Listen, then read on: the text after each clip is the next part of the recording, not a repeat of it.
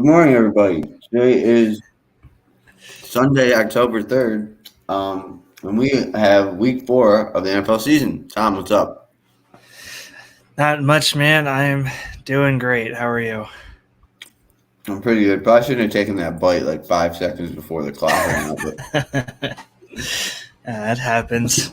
I towards the scarfed end. down one right before you got on. I had a little breakfast bar. Nice.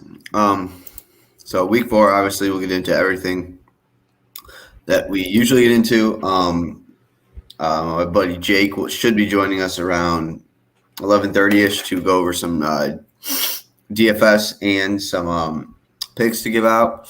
But other than that, we're probably going to answer questions, go through our sit-em, start-em, sleeper, and things like that. So without further ado, let's get into the injury report.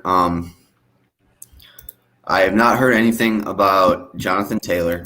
I think he's healthy. I think they took him off yesterday. Okay. Dalvin Cook is playing versus the Browns. I saw that. I don't know. Have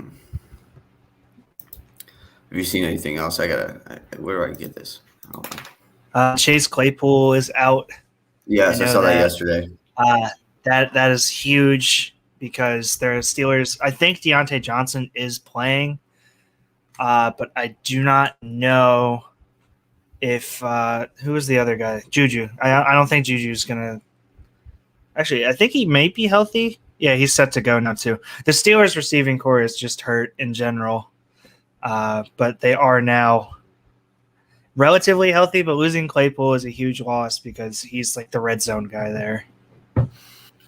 Yeah, absolutely. And I mean, at this point, he's probably challenging to be the best receiver on that team with Juju. But yeah, I'm trying to think of any other names I saw. I think the biggest set of players that were out for this weekend were both A.J. Brown and Julio Jones not going to be playing today versus the Jets.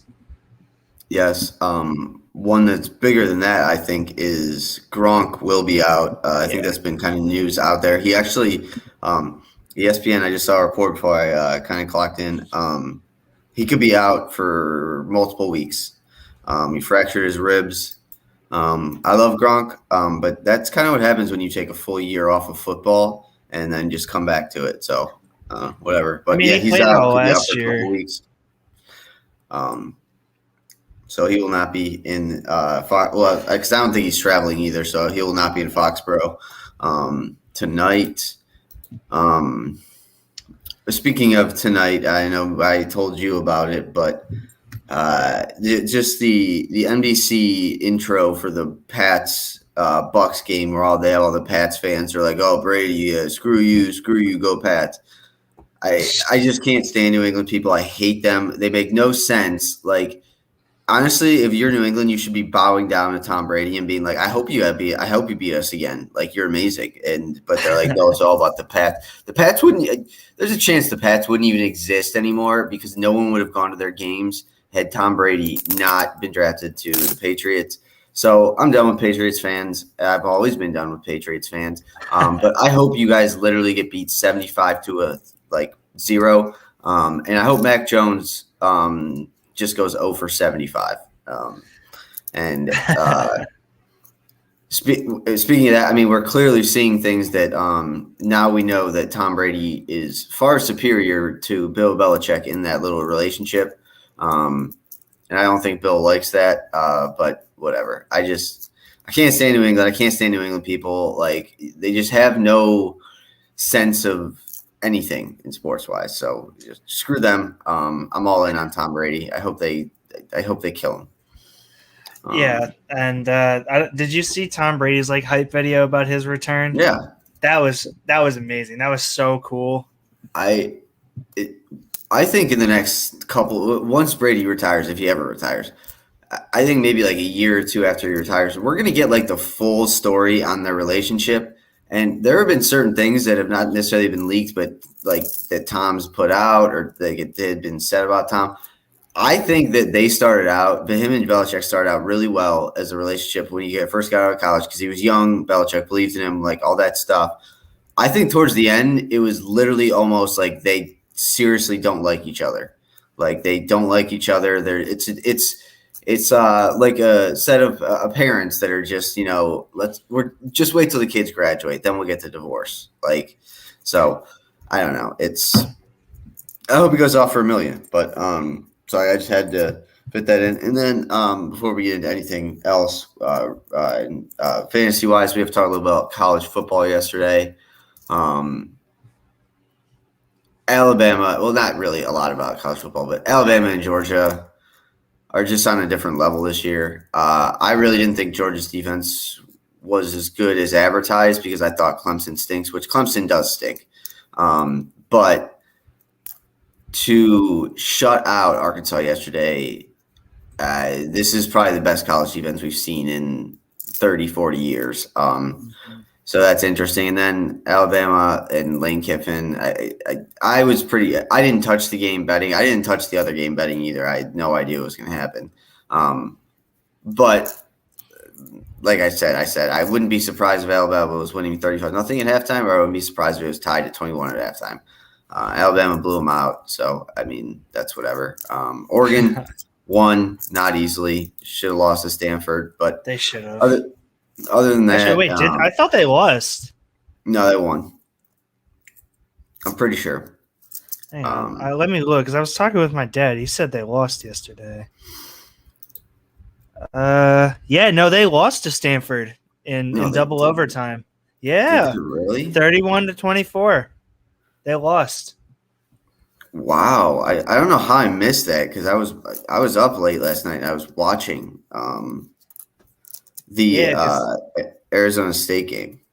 Me and my dad were talking about who would be moving up and the new rankings and everything because I think Penn State moves up to 3, Iowa moves up to 4, and then we were talking about leaving. I think it was Oklahoma at 6 and having Cincinnati jump up to 5.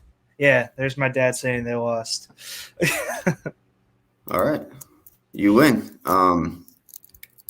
Well, that's good then. And like I said, I mean, the real winner of the day, yes, they lost. I didn't, yeah. The real winner of the day, like you kind of just mentioned, I think was Cincinnati. I mean, they beat Notre Dame. I mean, the scoreline didn't, but I wouldn't say dominated Notre Dame, but there was never really a point, especially once the second half started, where I thought Cincinnati would lose. I'm very happy for them, and I'm also very happy that these things are happening around them. I mean, if Oregon's down now, I mean, I still think it's going to be very, very tough for them to get in, but they have as good a chance as anyone, I think. And I think it would be – I mean, they're going to get in. If they get in, they're going to get in as the 4th seed, and they're going to get absolutely just destroyed by whoever it is. But I would be happy to get them in. But whatever.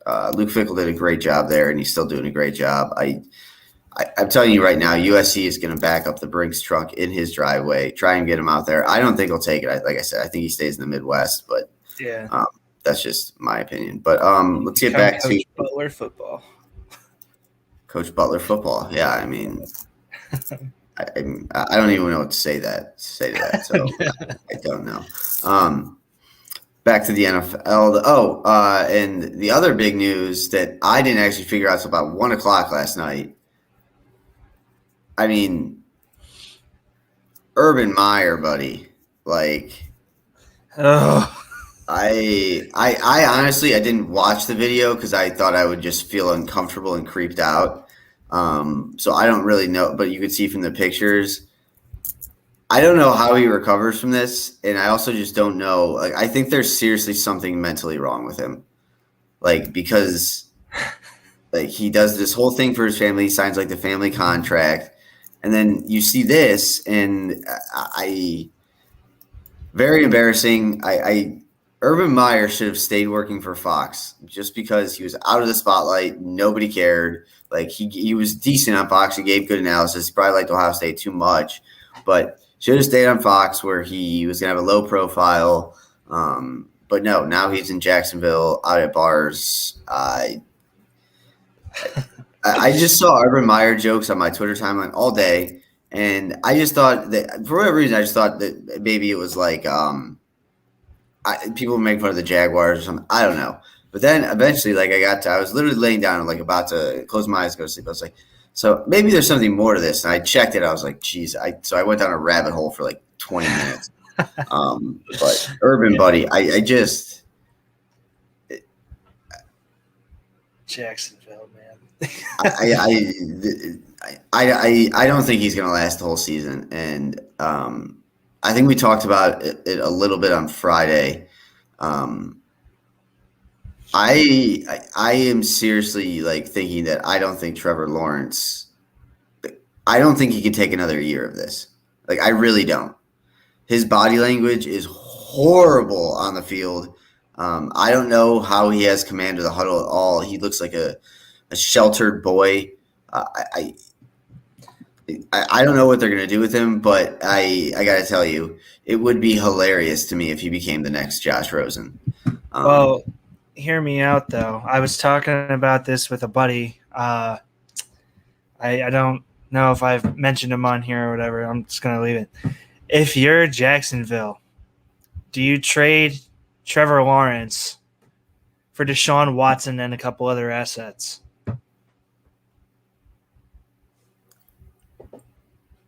Yeah, I would. Yeah, right? I would. Yeah. I mean, it's early to tell on Trevor Lawrence. Well, I'm not saying trade him right now because obviously right now is not the time to trade him. But if he is like, you're either trading me or I'm retiring, would you like? Obviously, you would want to trade him to get something for him before he retires. But if it came down to it and he was getting unsatisfied, we already saw them trade C.J. Henderson this year, who was their first round draft pick, 9 overall in the 2020 draft, I think it was, right? Yeah, he was high, yeah. And he was number 9 overall. I don't think it's out of the possibility to see them trade the number 1 quarterback or the number 1 overall pick. I don't know if you get it done with Watson. I don't know. Yeah, I don't really think that's a possibility either, considering Watson wants to play to contend. But I more than anything, like instead of Watson making sense for that, like I would almost, if I'm the Jaguars, like I would almost try to trade him for Aaron Rodgers. Yeah, I was thinking that too. That would be a good landing spot. The Steelers would be a great landing spot for Trevor Lawrence. Also, I love this comment. I'm going to put it up real quick. Did it go? Yeah, I see it. Who's Okay. not a Jets fan? Is that you? I have no idea who that is. I'm not going to lie. But that's hilarious. I see, like, medical injury. Like, I don't, like, whoever this is, I don't think you're far off. I do think he's going to come up with some kind of mental, like, excuse. And if he is really sick, like, obviously that's not good. We don't, like that. But, no, he is going to come up with something. Yeah, we've seen it before. I would be surprised if he's not back at USC or in the college next year. I would be surprised. But back to the Trevor Lawrence thing, then we'll get into our sit-em sleepers and all that stuff. But the Trevor Lawrence thing for me is like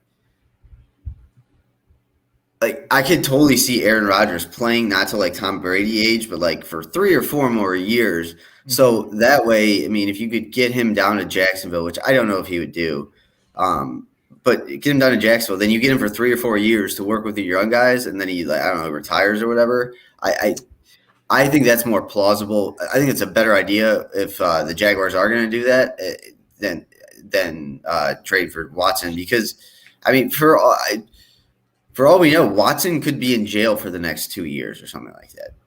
I mean, it's obviously not likely, but you don't know. You don't know, and who knows? Maybe someone else will come out and talk about it. But yeah, the only issue is like Rodgers, I think, is a free agent at the end of the season, so you'd have to make that commitment and trade for Rodgers right now, which the Jaguars are not going to be ready to do. They could trade him to the Steelers for maybe some of the wide receiver weapons that they have to start building around for the next time they get a quarterback. But then again, you traded away Gardner Minshew to the Steelers. Or no, I'm sorry, to the Eagles. Why you wouldn't keep him in case Trevor Lawrence doesn't work out or he pulls something like this, I don't know.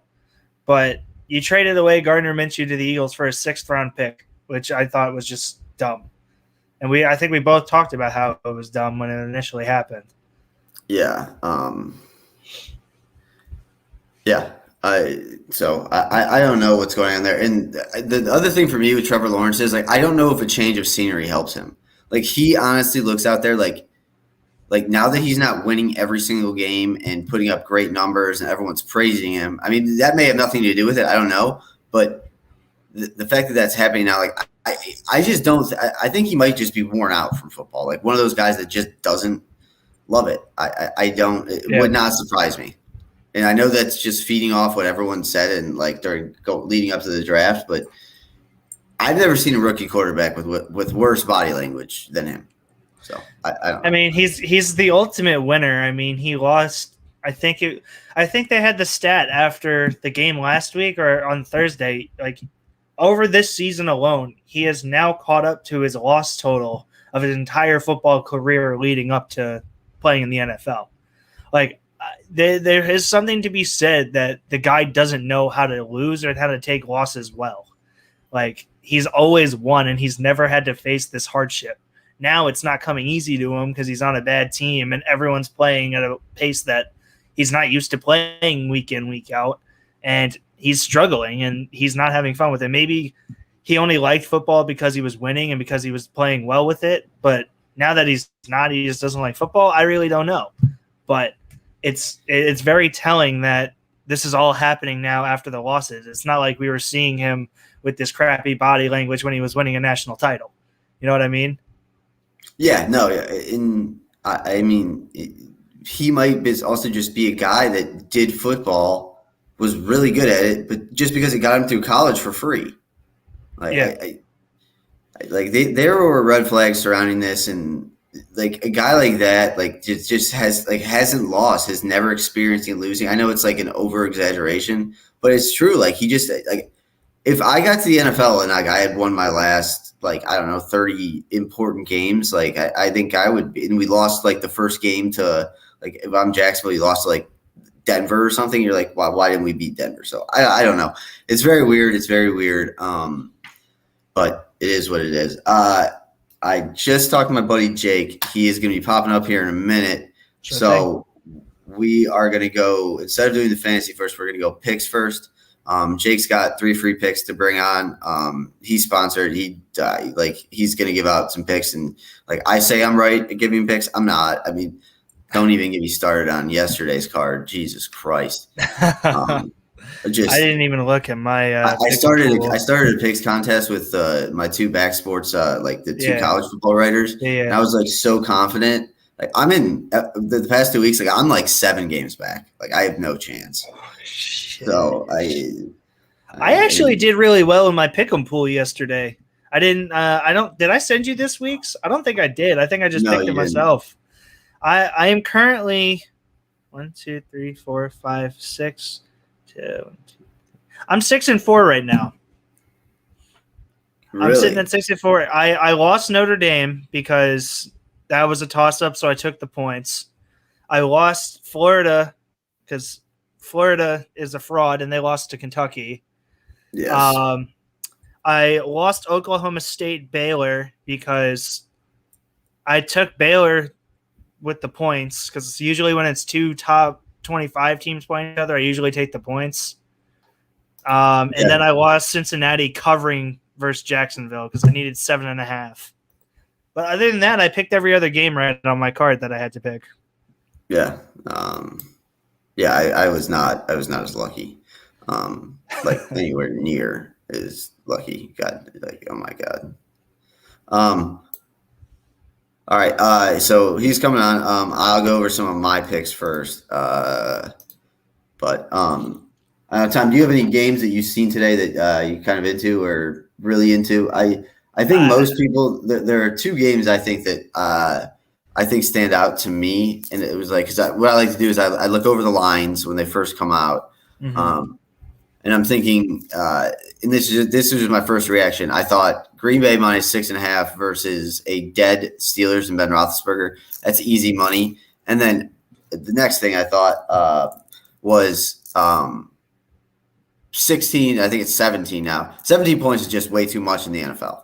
The Bills are giving 17 to the Texans. We've seen the Texans, and we all agree they're not good, but they're professional football players. So I just think 16 and 17, whatever it is a lot of points. Granted, Buffalo, I think, won last week in like 35-0. So I understand that. But, I really like that. I also I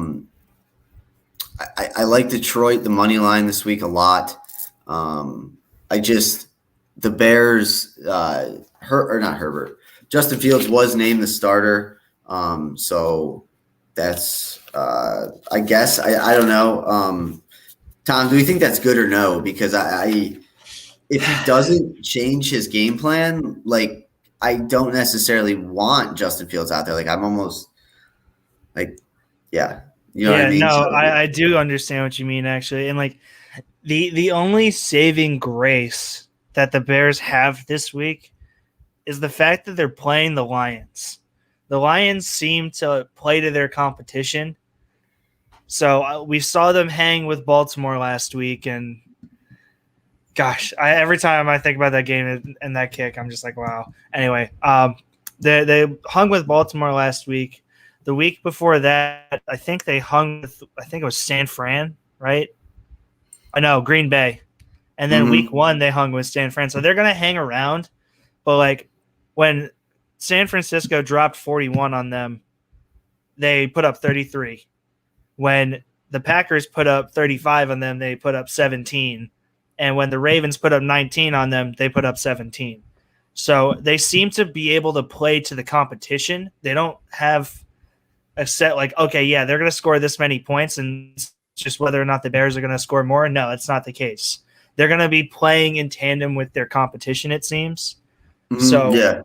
I think with the Bears, the way that they've been running, I could see – I think the Bears will still come out on top. I don't know if Fields is going to have a great game because the line defense is a little underrated. It's not great, but it's not as bad as everyone wants to seem because everyone still thinks of the Matt Patricia era of defense, but that's not really the case anymore. Right. But I think that it will be an okay day, and that Fields is getting bailed out by having the Lions this week.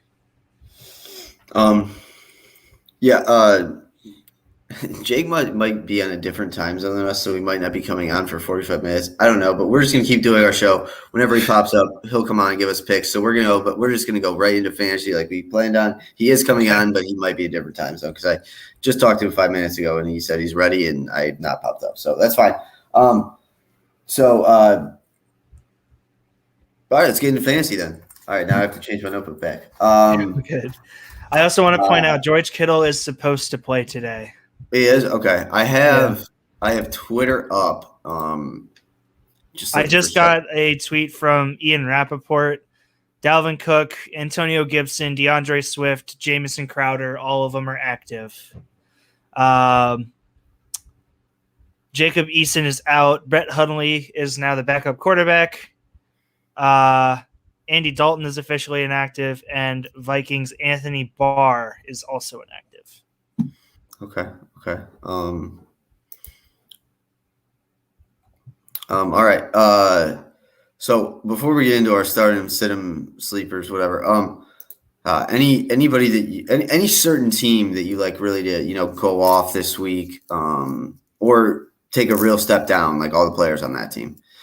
Also, I just saw this as well. It doesn't really matter for most people. Jedrick Wills for the Browns, the left tackle, and J.C. Treader are active.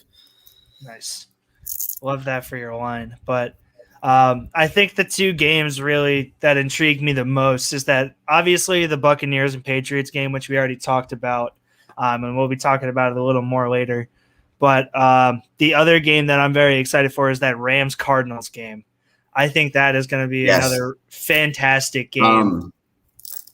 I'm going to stop you there and say that's going to be This is so I this is I and I can we just talked about Alabama Ole Miss. I'm looking at this as a game as that where I think like if the Cardinals can stay with them through the first half, it'll be a close game. But then I also think there's a scenario where that the Rams actually have good defense and good players, like really good players, that Kyler Murray isn't as effective. Because we've seen, and I love Kyler Murray more than basically anyone else, but we've seen Kyler Murray be able to be effective by moving his feet and extending the pocket and running plays and things of that nature. Well, when you have guys like Aaron Donald on the defensive line that can, I'm not gonna say he's as fast as he probably is as fast as Kyler Murray. But yeah, I think that's gonna be a great game. I'm super pumped. Is that 1 or 4? I think that's one of the 4:00 games. 4:05. I just really hoping that we pick it up. I doubt it though. That's like super West Coast, but. Well, the other 4:00 game is San Francisco versus Seattle, and then the 4:25 is Steelers Green Bay. So you have a chance to get it. Yeah, I wonder. Yeah, I'll have to look at that. But yeah, I agree that one's. I think we're going to see. I think this is like a gauging meter for the card for both teams really. I think the Rams should win. I think they're a better overall team. But I think if the Cardinals they keep it within one possession, I think you still look at them as a real threat in the West or not in the West, the NFC. All right. So let's get started with our stardom sit-em sleepers. I actually did actually did these last night. So I found a website. No, we'll do it at the end. But I found a website that explained DFS, and I have some bargains out there for today. So. Heck yeah. All right, let's do our stardoms. I'll let you go first. Yeah, I mean, I originally had Justin's. I switched to another one. Tom Brady tonight versus New England, homecoming in Foxborough. I mean, everyone's been talking about it. I don't think there's a reality out there where Tom Brady doesn't go for like 900 yards and 12 passing TDs. Like he's going to eat the defense. The defense is still without Stephon Gilmore. So, Brady has Mike Evans, who I assume will be covered by JC Jackson, but then he still has Godwin and he still has Antonio Brown. I know it's a big loss that Gronk is out for the game today, but I think there's enough weapons there where Brady's going to find a way to exploit Belichick's defense. Yeah. I once again, I think we see here tonight that it's more about Brady than it was about Belichick. But I'm going to go with Justin Herbert. We kind of talked about it. I think the whole Las Vegas, the Raiders, I think their entire team is a fraud. And I also think the Chargers are riding really high after that win over the Chiefs last week. And it's like, if this were a college football game, I would look at this as like a letdown game for them. But this is the NFL. Like, it's different. So they're on a hot streak. They're hopefully going to stay on a hot streak. Herbert looks good. Mike Williams looks like one of the top 10 receivers in the NFL this year. Yes. Keenan Allen does not get enough love. For me, basically, because I just don't play with him in Madden. I'm not going to lie. So that's why he doesn't get a lot of love from me. And that defense is okay, but I like Herbert a lot today. I know we talked about it, but I think he is one of those guys that, depending on the steps he takes this year, where he could be in the elite company in the next 1 to 2 years. So I like Herbert a lot. And then running back, I guess I'll start this one. We have not a fantasy question, but a very interesting question here. Which undefeated team is more of a fraud, the Panthers or the Raiders? I think the Raiders. Really? I don't know why, but I think it's the Raiders. But I like Sam Darnold, and we kind of knew this. You knew this as a Jets fan. He's capable of being a game manager and a pretty good game manager. That's all he needs to do right now. I do think they're probably going to lose a couple without Christian McCaffrey in there. But once again, the Raiders have no one like Christian McCaffrey that can just bust open a big play like that or change the outcome of the entire game. And the Raiders defense is very inconsistent, whereas the Carolina defense is very, very young, but they show flashes of being really, really good. Like Derek Brown has shown a lot of flashes. Jeremy Chin had a great year last year. So I like the Panthers a lot. And I think I said it. We've talked about it maybe every week. There's a very real possibility we're heading into week 9 with the Panthers being 8-0. There's a very, very real possibility that can happen. Yeah, I agree. Vegas, while I really like a lot of the young guys that are starting to come out into their own for Vegas, I just don't really see them as a contender. And my thought process might be a little bit different than yours, Justin, but I really just I chalk it up to their division. Their division is the toughest in football right now. I know we talked preseason where we said the best division is the NFC West, but that AFC West right now, if you look at the numbers, is the best division in football. I mean, they have the Raiders, who are undefeated, I believe. I guess they are, because that's the question. The Raiders are undefeated. The Broncos are undefeated. The Chargers are playing like crazy, like we just talked about. And the Chiefs are the Chiefs. There's no chance that they're going to finish last in the division. So, like, you go up and down, and you say, okay, every team is playing really well right now, except for the Chiefs, but they lost in some close games. But that being said, like Vegas, the past couple of years has started off phenomenally. They've started off 3 or 4-0, 5-0, and then they somehow finish 8-8. And this year it could be 8-9 or 9-8. We don't know, but like Justin pointed out, the Panthers have a very easy schedule through the first 10 weeks of the season, so they could end up being 9-0. Like, and from there, like, you've solidified yourself in the playoff hunt. Because if you go 9-0, you could lose out and still be above 500 team with 17 games now. Yeah. No, I think the Panthers are for real. I think the Raiders start to. I mean, I don't know what it is, but it happens. I mean, it's every year. Like they start out well. Man, you know what? Maybe Gruden, you can only be around him for like 8 weeks out of the year. Where after week 8, they're like, I can't do this anymore, John. I can't do it. Back to thank you for the question, my man. We are still taking fantasy questions in the comments, so feel free to put them up. We're at the running back of stardoms. Obviously, we had our quarterbacks. You're up. Stardom running back. I know he is disappointed thus far in the season, but my starter running back this week, I'm going with Jonathan Taylor. I know that he has had a rough 3 games.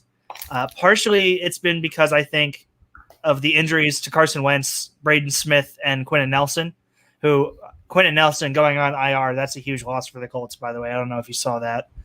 He ended up on IR. But the biggest thing that's been missing from Taylor's production has been the end zone. The Colts are top 3 in touches in the red zone going to the running back. And Taylor has not gotten a single score yet. And it's been unfortunate. It's been terrible. But the Dolphins are the second most susceptible team to giving up points to the running back. Yep. And if you look back at the past 3 games that they've played, Damian Harris, Devin Singletary, and Peyton Barber all went over 90 yards from scrimmage against Miami. And Taylor is way more talented than all 3 of them. So I think this is where we're going to see him kind of bounce back. The only concern is Nyheim Hines potentially cutting into his red zone like he has this year so far. But I think this is the week where Jonathan Taylor can finally push it across and get the score off. I like that pick a lot. I do. I do worry about I always worry about the fact that they have Marlon Mack and Nyheim Hines too. But Marlon Mack is on the trade block apparently now. Well, they shouldn't trade him if they can't keep Jonathan Taylor healthy. This was kind of I changed mine I think like 2 or 3 times because I had Jonathan Taylor and then I had Trey Sermon. I'm going with neither of those though. I'm going with Dalvin Cook. You gotta play Dalvin Cook today. It's his first game back. He's good to go. From what I understand, that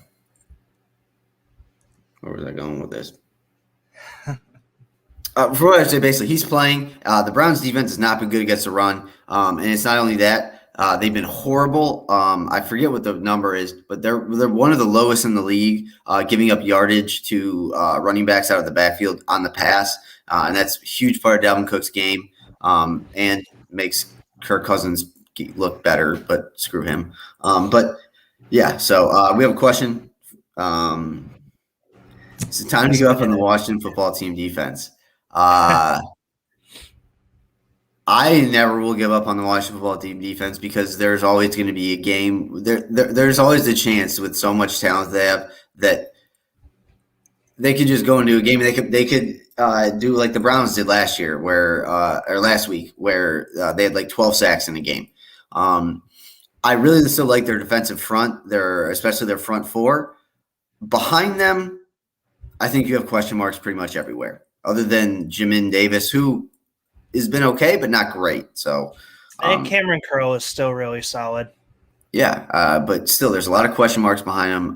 Kendall Fuller plays for them, right? I don't know if he still plays for them. I don't know. I think Kendall Fuller is one of the corners there. Yeah. But yeah, no, I won't give up on him because I think Chase Young is one of the best defensive end prospects to come out probably since Clowney. And Clowney obviously hasn't been that amazing, but Clowney was super hyped. I mean, he was insane in college. So I'll never give up on the defense. But yes, there are some major causes of concern. Yeah, for fantasy wise, I would give them maybe this week, and I'm going to talk about the defense a little bit more in a bit. Honestly, I have them somewhere in here. I forget exactly where, but I'm giving them one more week and one more opportunity. They're playing Atlanta this week, so I know Atlanta has the potential to put up a lot of points, but if Washington's defense is legit, they'll hold them, and they won't let them score as much. So this is like my final test for them fantasy-wise for anything other than Dynasty because, like Justin pointed out, they have a lot of young talent on the team, so I would keep them for Dynasty, but on my bench for now. But in keepers and redrafts, this is the last week I'd hold them, and if they don't do well, then I'm moving along and finding a better defense on the waiver wire. Yeah, absolutely. So I had Cook. What did you say? I said thank you to Dad. I had Cook from our running back. Who was your running back? Jonathan Taylor. Oh yeah, you went first. My bad. Okay. I'm going to go first for the wide receiver. Kind of an out there pick, but I think CeeDee Lamb's about to have a good day.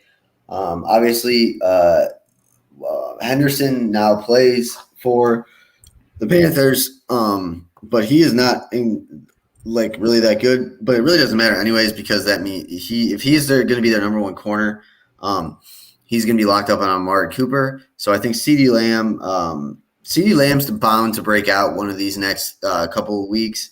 He's just too big and too fast not to be good, especially with Dak throwing to him.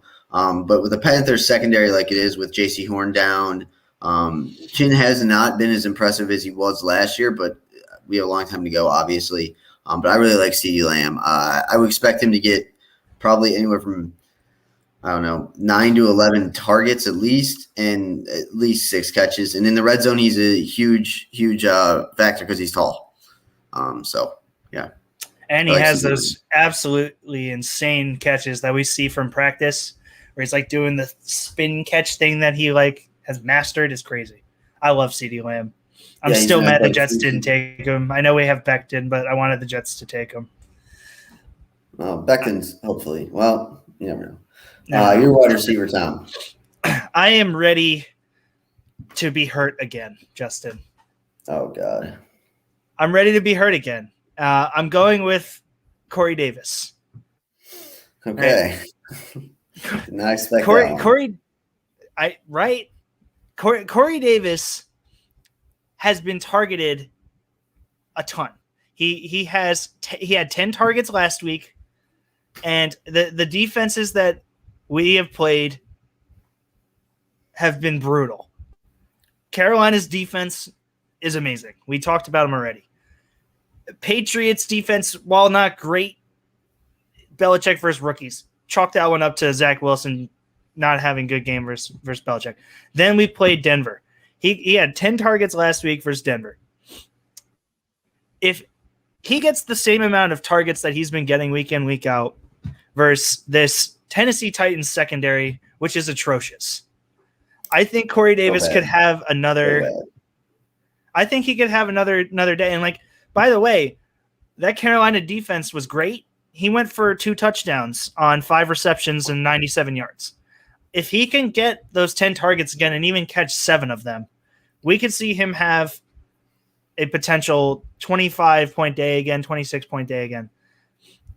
But it's all on Wilson. Obviously, it's a lot more speculation. But I think that he's going to have a really good day, and he's a solid value for DFS lineups. So I am going with Corey Davis. I'm prepared to get hurt again, and I'm sure I'll be regretting this come 1 o'clock. If Zach Wilson was smart, Corey Davis would be his go-to receiver because Corey Davis can pretty much catch anything. That's true. But I like Corey Davis. I agree. I think Corey Davis should be like a 14 to 17 point wide receiver on a weekly basis, which, I mean, maybe drop that down 2 points because of the rookie quarterback, but he's a solid flex and a solid like wide receiver too.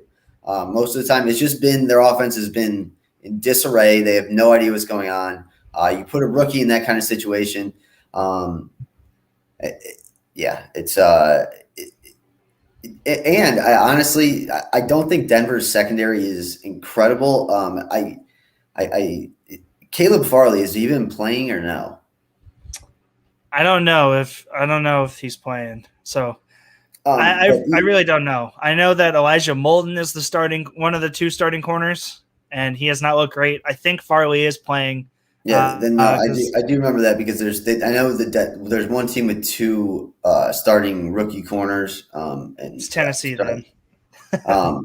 But I mean, still, Corey Davis is good at those crossing routes. He's good at like curls. You know, he almost is. He plays he kind of play here. In my opinion, he should play like a tight end, like Kelsey does. Like, okay, you run the route, but find a gap right there. And then Denver's best asset on defense, other than probably Von Miller and Bradley Chubb, is Justin Simmons. And if you keep your passes in front of him, granted, you still want to go deep at points, but keep your passes in front of him underneath. It basically takes Justin Simmons out of the game. So, I like Corey Davis. They played Denver last week. They're playing Tennessee this week. Oh, they played Denver last week. You're right. Okay. Yeah, so they got Tennessee this week, and secondary is atrocious.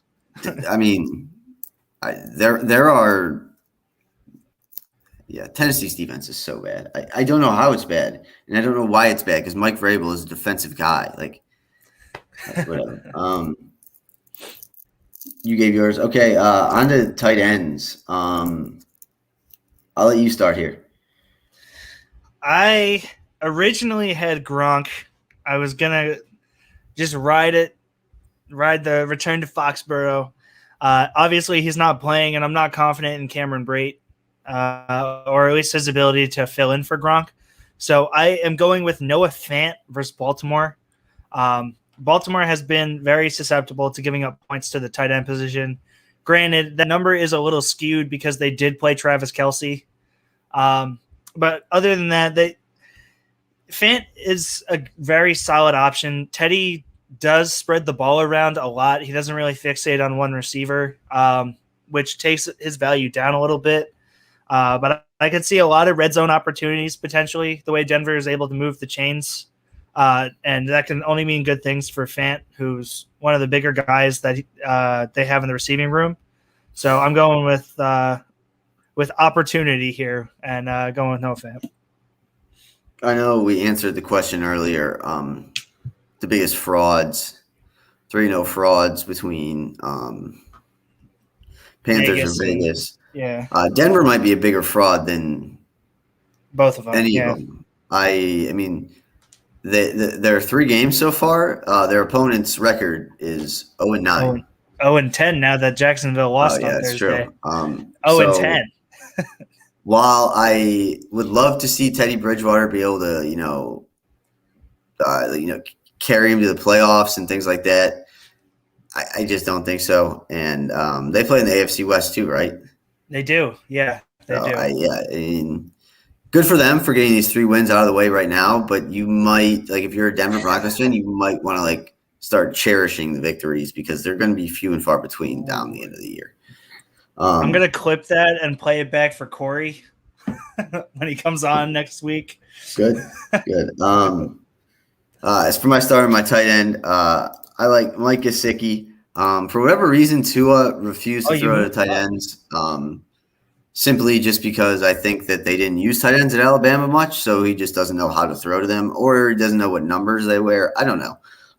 But with Jacoby Brissett coming back in, he's more of an NFL-style quarterback. And Gesicki is probably one of the best, a dump-off tight end guy, pretty much, where you throw it up high and you're probably going to get 5, 6, 7 yards. And like I said, it's a safety blanket for Brissett because he is an NFL quarterback. He understands to get the ball to the running backs and tight ends, even if you can't make a big play. So I like Gesicki there. This is the first time I probably will ever say that because I think I drafted him on 2 of my fantasy teams, and he has done absolutely nothing this year. So Gesicki, like you're saying, you're giving the Washington football team one more week. Gesicki, you got 1 more week to actually stay on my team, or you're leaving. You will get cut. I don't think that will be the last time we hear Gesicki's name in this show. I will just put that out as a disclaimer. Okay. Who are you going to start at tight end? We already talked about my starter tight end, Noah Fant. Oh yeah. All right. Defense. We just talked about Defense. Go through these real quick. I gotta go. Just put Buffalo versus. Yeah. Starting to lag. No, it's not. We are. We're starting to lag a little bit, but should be coming back. I don't know why I put this. Maybe just to make you mad. Titans. I'd start the Titans. You never know how many picks Zach Wilson's going to throw. He could throw 5 or 6. I would start the Titans too. So honestly, it's between starting the Titans or the. I'll get to sit them in a minute, but yeah, the Titans mean Zach Wilson get to pick 2 off. The Bills though as well. But the Texans have some good offensive players, but once again, we'll get to that later in this thing. So, all right, let's head over to our sit-ems. I'll start this one out, I guess. If you haven't already done this, I think you have to, and I only put this more of a reason to kind of just laugh and make fun of them. Ben Roethlisberger, the way he's playing right now, I'm not sure he would start at a max school. He is bad. I don't know if anyone saw this. I mean, I'm sure people saw it, but the clips from last week, he is not only bad, he cannot move. And the worst part about it is he's as mobile as a tree. Yeah, the worst part about it with the Steelers is they have no one really backing him up. I mean, they don't like Mason Rudolph really, and they brought in Dwayne Haskins, but who knows what's going to happen with Dwayne Haskins. So if you're still playing Big Ben, this isn't the week to give him 1 more week. No, there's no more weeks to give Big Ben. He's just not good anymore. So, yeah, no, I said Big Ben. Yeah, I agree 100%. I mean, I don't even know anyone that has him on their roster, I don't think. And I'm in a lot of football leagues. Over to my sit-em quarterback. I'm going with Ryan Tannehill. I know I'm picking on the Jets-Titans game a lot, but I'm going with Ryan Tannehill. A.J. Brown and Julio Jones are both out with hamstring injuries, leaving – gosh, what was his name? Nick Westbrook in Ikini is his number 1 receiver. Chester Rodgers is his number 2 receiver, and Josh Reynolds is his number 3 receiver. Those guys sound elite. Those guys sound like the best receiving core in the game. They're the dirtiest group. But the Jets defense has been a better defense versus the run, and the Titans are now going to essentially run every single play. But I don't think that it's going to be a great game for him solely because the receivers just aren't there. And I know New York is the 4th easiest matchup for fantasy backs, but the 3rd hardest, or I'm sorry, they're the 4th easiest matchup for fantasy running backs, but they're the 3rd hardest opponents for fantasy quarterbacks. So that being said, it's already a difficult matchup as is, and now they're not going to have not 1 but 2 superstar receivers. I get that. All right. Moving on to running backs. You can go first. I'm up. I am benching all Baltimore running backs versus Denver this week, maybe until further notice, because we should announced we should just bench them because they're all going to get hurt. Not even that they're all going to get hurt. I have no idea who the starting running back is anymore. I don't even know who the 1A and who's taking down 3rd down role is going to be. They have Tyshawn Williams, who looked really good the first 2 weeks. I don't know why they didn't just roll with him. But not only did they elevate Latavius Murray, they elevated Devonta Freeman, and then just yesterday they announced they're elevating Le'Veon Bell. So now you have Tyshawn Williams, Latavius Murray, Devonta Freeman, and Le'Veon Bell all handling running back duty. Plus, Lamar already cuts into the running game as is.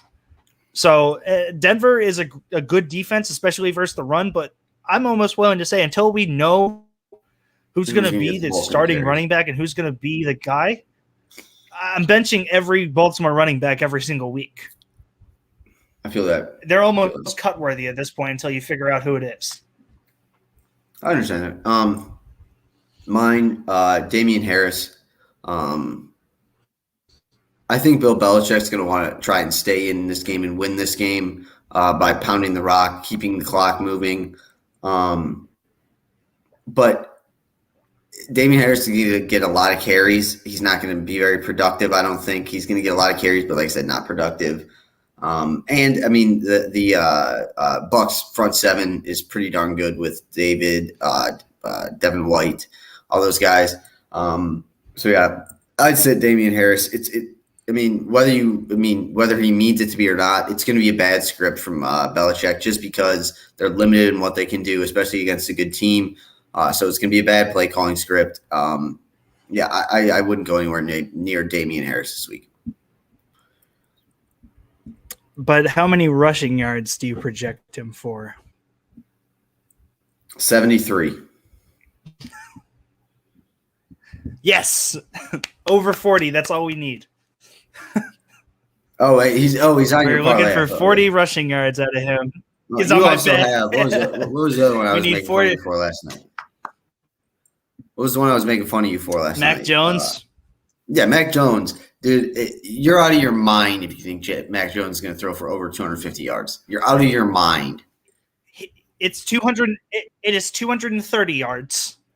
And you literally just talked about the game script, about him having to throw the game script is going to be, and they don't have a secondary to stop him. Okay, your pick. They're going to have to throw the ball. All right. No, they're not. They're when really I not. collect my $700, we'll be talking about it all week. Okay, whatever. My wide receiver is Michael Pittman. It's just not a good situation, whatever's going on in Indianapolis. This could have been any of the receivers. It really could have been any of the players. So instead of kind of saying why I'm Michael Pittman, I'll take this time to say Chris Ballard, the GM of the Colts, is the most overrated front office person maybe in the last 20, 25 years. Like, all they talked about was how he redid this whole Colts roster. He helped it out so much. And they were good. They contended for like a year and a half. And I mean, contended for the playoffs for a year and a half. And now it's like your number one corner is probably Xavier Rhodes, who's 31. Does he even play for them anymore? I think he does, right? Kenny Moore. No, he right. doesn't. Yeah, he's younger, but still, I mean, someone else. They have. I know you love him, but they somehow have Carson Wentz at quarterback. Incognito's out. Or not incognito. Wow. Quentin Nelson's out. So yeah, I just Jim Leonard, or not Jim Leonard. You guys know what I'm saying. Never mind. Yeah. So Chris Ballard just like Chris Ballard enough with praising him because it worked for a year and now it's gone. So I don't know.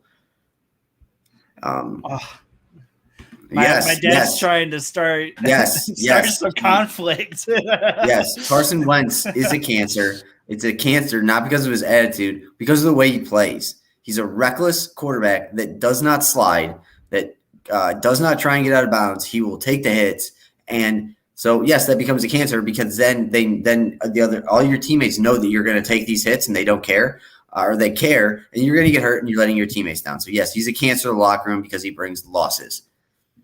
And yes, it was a huge mistake. They should have kept. They should have kept Jacoby Brissett. They should have kept Brissett, and I think a lot of people were in that boat. I don't know whether or not he's a cancer. He's clearly not the quarterback that everyone thought he was going to be again. He's not the MVP frontrunner from when he was with Reich last time. If I'm the Colts, I would let him sit and nurse out his injuries that he has so that the conditional second-round pick doesn't jump up to a first-round pick and you lose your first-round pick. Because that first-round pick might end up being very high, even if you leave Carson Wentz in. So why give it away for free? Because Carson Wentz is basically the equivalent of nothing. Mm-hmm. All right, you're up. So thank you for making me sad, Dad. I too had Michael Pittman. Anyone that says anything nice about Carson Wentz is just wrong. You're just wrong. He's factually I not never good. was like saying he was nice. I was just trying to say give him a chance to prove himself again, which he clearly hasn't. So I'm ready to move on. Let's get Sam Ehlinger out there because you know I am all on Sam Ehlinger, bro. You know I've been on him. He looked great, and then he got hurt. Put him out there. Who's your tight end? Well, I have to go with my wideout first. I also had Michael Pittman. I think it's just a bad game script for him versus Xavier. Well, I switched it to Kenny Golladay versus the Saints because the Saints defense is kind of nasty, especially with Marshawn Lattimore covering Golladay, and it's already going to be difficult enough having Daniel Jones be the quarterback throwing the football, but Daniel Jones having zero time in the pocket trying to throw the football to Golladay on Marshawn Lattimore is going to be even worse. So I am going nowhere near Kenny Golladay or honestly any Giants player this week. I don't care that Shepard's out and Galladay's supposed to see more of targets and Slayton's out, same reason. I'm sitting Kenny Golladay. There's not a chance.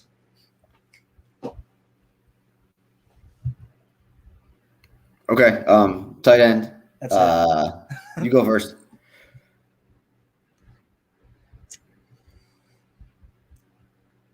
All right, is it you or me? Tight end, you go first. Okay. I know you had him as your starter, but I am sitting Mike Gesicki this week. I understand 10 catches, 86 yards last week was great, but that just isn't the case with Mike Gesicki. He had a crazy early season performance last year where he had 8 catches, 130 yards, and a touchdown. The next 15 games that he played in, he was held to 15 yards or less in 4 of the next 5 outings, I think it was. Yeah, 15 yards, not 15 games, excuse me. He was held to 15 yards or less in the next 4 games after that monster game. He just that is just the story of Mike Gesicki in his career.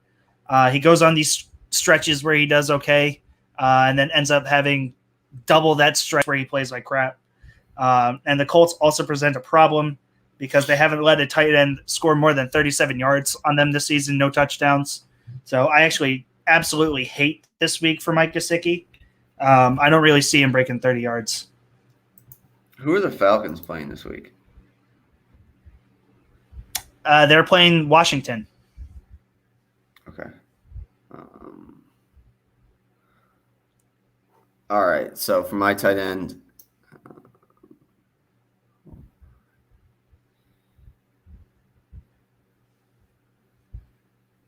my sentiment is Tyler Higbee.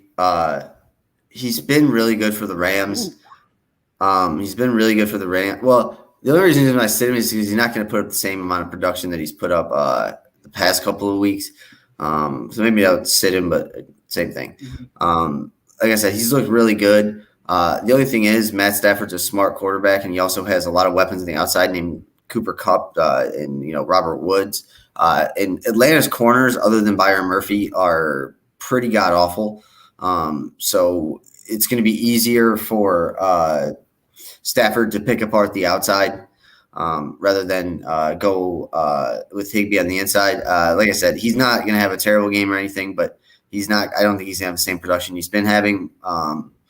Whereas Cooper Kupp is just going to keep getting good. And I mean, Cooper Kupp and Jamar Chase may have been my 2 greatest fantasy draft picks of all time. Fair enough. I love Cooper Kupp so much. Did you see the route he ran last week? Yeah, I know exactly. You don't even need to describe it. Like, I know exactly what route you're talking about. What was that? Zach Ertz have a good week last week? Zach Ertz, did he have a good week? I thought it was Dallas Goedert that had a semi-decent week last week. I have no idea. I gotta tell you, I don't watch the Eagles in my spare time. Oh, he did have a semi-okay week. He put up 15 points. He had a touchdown, 4 catches, and 53 yards. I mean, yeah. I mean, it's not surprising. I don't understand what happened with him in Philadelphia. Like, he's still a very above average tight end that is a decent blocker and is really good in the red zone again. So I don't know, and you have a rookie quarterback who's 5'10", or not a rookie anymore, a second-year quarterback who's 5'10", that would be the easiest target for him to hit is like Zach Ertz. But so I don't know what the whole story is there, but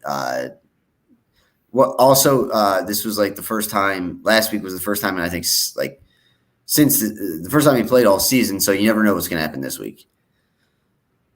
That he could be fighting with. He Go ahead. Oh, okay. He has been playing. He just hasn't been producing.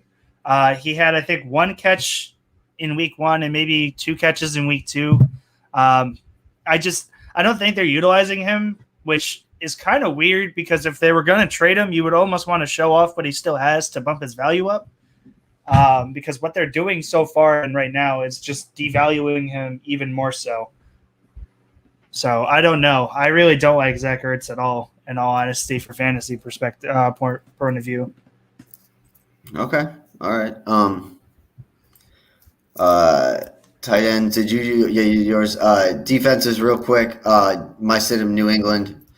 They got to go up against the Brady. Brady only have 5 touchdowns, so yeah, it's not good. Looking good. Brady in the revenge tour, yeah. I am going with Carolina versus Dallas as my sit-em defense. I know we've been talking and hyping up the Carolina defense, but Dallas has so many playmakers, and they look really good right now. So I am not comfortable playing them in any DFS or honestly even as a actual fantasy defense. I F with that, man. I F with that. All right. Our sleepers. God. All right, you start again. I don't know why I did this. I don't know why I put Sam Darnold in our sleepers. He played on Thursday. That's a great. No, Wait, he didn't. Didn't he play on Thursday? He didn't play on Thursday. Yes. Okay. So I started Sam Darnold. Yes. Yes. So Sam Darnold. You know how my memory is, and I for whatever reason I thought it was the Panthers versus the Bengals, but it was the Jacksonville. I think he's going to have a good game. If anything, I think he's proved that so far this year that he's capable of being a little bit more than a game manager. And still without Christian McCaffrey, if that team wants to win, they have to be able to throw the ball. He's got some good weapons on the outside, and Robbie Anderson, who's getting old. But DJ Moore, who is finally maybe getting a little better after stalling for like 2 years. But I like Sam Ehlinger. Without Christian McCaffrey, a lot of that's going to fall on him. And then, you know what, to make it – no, it's not right. Never mind. I was going to say he's not the backup there. Never mind. But I do like Sam Darnold. I think he's been solid all year, especially in a flex league, a super flex league. Your second quarterback, perfect. We had him start ours out the year. He was my flex quarterback in my Pirate League, but I somehow am winning and stole Matt Stafford. So I have the best 2 quarterbacks on my team, but story for another time. But yeah, I like Sam Darnold. And for whatever reason, I'm just infatuated with Sam Darnold because he sucked in New York. Yeah. I love that. Obviously, Darnold's been a solid sleeper every week this year. I like it. I think he'll have a good game too, because the Dallas defense is not like that scary to me. Sure. So I am going to do this. I'm just going to go right to my running back here. Same team, Chuba Hubbard. McCaffrey's back up, set to take most of the snaps this week. Like I said, they've won games this year by having a very balanced attack. So if they want to win the game, Sam Darnold needs to be a little bit more than a game manager, and Chuba Hubbard needs to make 2 or 3 big plays, which I think he's capable of. But so, yeah, I like that duo in the backfield there. Yeah, Hubbard looks like he'll have a big week. I don't know if you saw, though, they didn't end up putting McCaffrey on the IR. He made the trip with them to Dallas as like moral support. He's not playing this week, but they I forget who it was. I want to say it was Rappaport or Scheffner said he has the potential to play next week, which is devastating to me, considering I was hoping he was out for a little while so I could utilize Hubbard for a couple weeks to help me get back on track in some of my leagues. Well, I mean, Christian McCaffrey's going to have to like start playing soon because I believe he's got to have a contract up at some point, unless he's just signed his new one. Did he sign his new one? I don't think he signed a new one. Yeah. I can look. Let me. Because, I mean, if you look at the past 2.5 years, he just hasn't been on the field that much. And he's a lot like Saquon Barkley to me, where especially at like a not a very valued position. So yeah,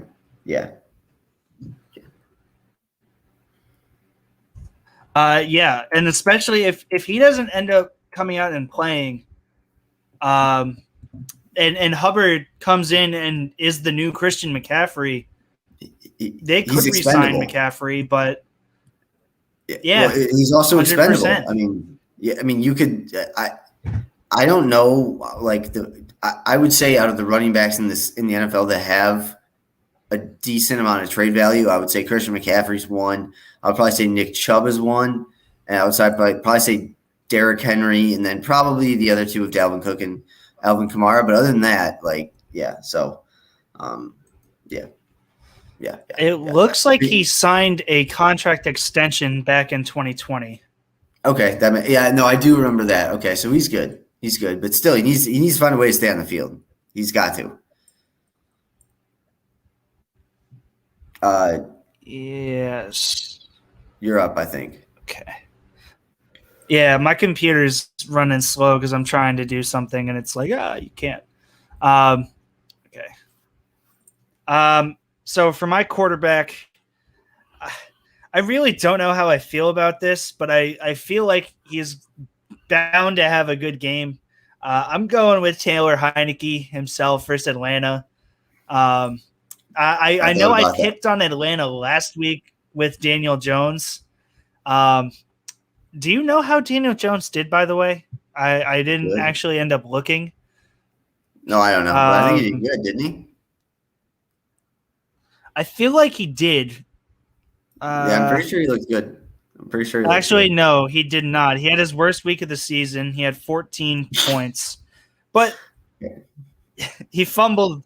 He fumbled twice and didn't have any touchdowns somehow. But then again, the Giants suck. So what do we expect? Heineke, I think, though, it has a lot of very similar value to Daniel Jones, where he has the mobility to run if he needs to, where Daniel Jones ran for 68 yards last week.